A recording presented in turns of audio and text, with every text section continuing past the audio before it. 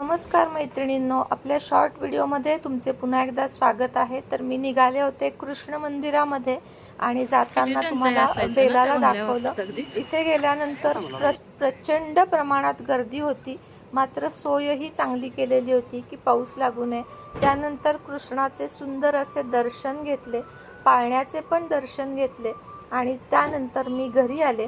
आजच्या दिवशी जन्माच्या दिवशी कृष्ण दर्शन मिळाले आणि तिथला परिसर बघून मन खूप जास्त प्रसन्न झाले आणि इस्कॉन टेम्पलमध्येही दर्शन झाले। तिथे मात्र शूटिंग करता आले नाही। घरी येताना काही सामान घेतले, त्यामध्ये फुले घेतली जी मला जास्त आवडतात, कढीपत्ता एकदम गावरान मिळाला तो आणला, बेलपत्र, विड्याची पाने हे सर्व सामान आणले, थोडेसे छोले आणले त्याचे करण्यासाठी आणि त्यानंतर मग सकाळी केले पोहे।